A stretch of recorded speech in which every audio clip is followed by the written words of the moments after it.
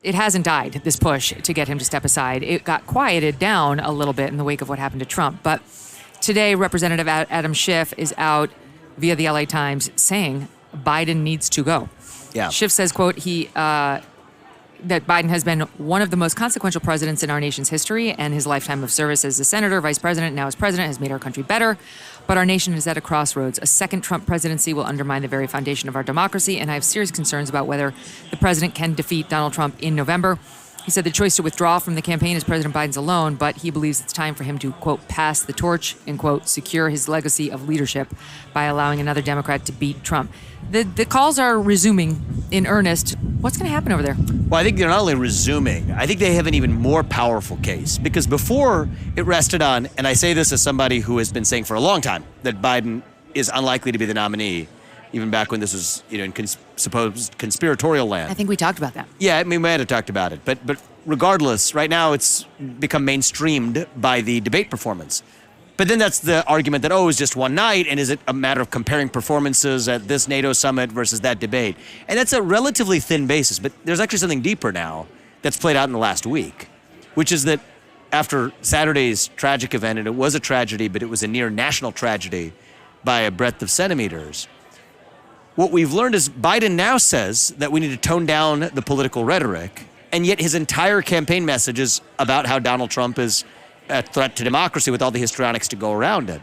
So he's at a fork in the road. Either he's violating his own pledge to dial down political rhetoric, or he does not have a message left. Neither one ends in a good place for Biden, neither of which ends in a good place for the Democratic Party. So I think that has strengthened the case amongst Democrats, I'm saying, even in a deeper way, to say this is a man who's not only suffering from cognitive impairment, but more importantly, he lacks any case or message, because the entire case he's been making against Donald Trump is now one that he has himself, if he sticks to his own principles, has to abdicate. So the question is, there's all kinds of mechanical issues. We could get into that. It's kind of boring as to why they might face some difficulties if they swap Biden out. They may be relevant. But I personally believe that they were not in a rush before the Republican convention. They wanted this to play out, let the VP nomination play out, let the celebratory They, meaning convention. Biden or his detractors? The Democratic machine. Oh. The Democratic machine wanted to let the collective machine, largely populated by detractors, but the Democratic machine that's hopeful to eventually nudge him to one side, didn't see a particular rush to do that before this convention.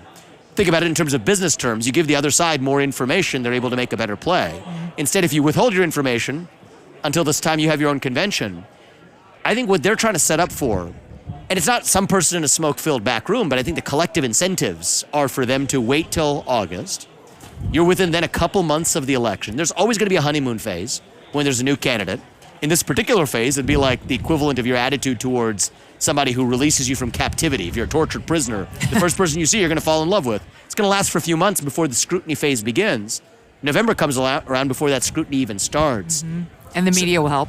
Of course, the media will help. And the media actually gets to wear the mantle of credibility. Oh, yeah. Right now, they say, no. They've already turned on Biden. So when they prop up the new candidate, they get to do so with this artificial... Yeah, we're tough on Democrats. Of course, yeah, but this is just us playing it fair. Yep. So I think the stars could... I think you have some people on the other side, certainly the smarter ones, who may be thinking about the stars aligning right around August through November after this wave, post-convention, post-riding this high plays out. And I think the risk is people around here are getting to a place where we're celebrating like this election is over. Don't measure the drapes. Well, when in fact it may not have even started, really. You Right, don't even who's know the candidate? Who the candidate actually is. So you still think they'll find a way? I think so. So the way I come from this is not some sort of sources or whatever. I'm not in that world. I don't think it matters anyway. I just look at these things in terms of what are the collective incentives on the chessboard. And, I've been wrong about predicting a lot of things, but I've tended to be better on contrarian things than most. And this is the way, business-wise or in this landscape, one of my views is just analyze what everybody's incentives are. It's like an Occam's razor. More often than not, an organization or a movement or a person tends to behave according to its best incentives. Map that out, and I think that's where these incentives point. So most people believe that any sub would be a bad thing for the Republicans, that Joe Biden would be the best candidate to run against. And because of the dynamic you just described, that the odds would go down for Trump. Not that he would be in a worse position overall, but that they would go down versus somebody other than Joe Biden. So I think we have a way to insulate ourselves against that. How? And I think we're seeing some of that happen here. Focus less on the other side. That's what I said in my speech last night as well, and focus more on who we are and what we stand for. And I think Donald Trump has, how could you not, have been affected by what happened. Any human being would be on what happened on Saturday. I think it's just his demeanor, the tenor, the restraint, but the restraint without compromise as well on his core principles and vision.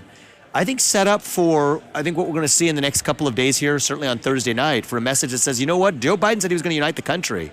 So did a lot of other presidents. It hasn't happened yet. But I, in my second term, am going to be the one who actually unites this country, not through words, but through action. And in that way, whoever they put up, right, it takes the deflation, takes the air out of it. It deflates the air in their balloon before it could take off, because there's really no space to claim them. They're going to be the ones for a message of national unity. For somebody who just gets trotted out in August, it starts to look more artificial and cynical, which is what it will be. I mean, you've got like That's our way Gretchen to do Whitmer, this. who's big on abortion, but as you point out, Trump has already kind of taken a lot of the air out of that balloon. And Look a lot at of the the heat air he is... took even to this convention. Right? Yes, of That's course. credible for the general election And by audience. the way, it's completely the right policy to not have a federal abortion ban. Once you concede that that's even possible, then the Democrats will just make it a federal abortion free-for-all when they have power again. I'd agree with that. But Absolutely. anyway, the other possible name we hear, of course, in many circles is Gavin Newsom, who literally yesterday, you saw what he did? I didn't see what he did yesterday. He passed legislation, he signed into law legislation that will make it impossible for any school to ban secrets between teachers and the children when it comes to gender transition.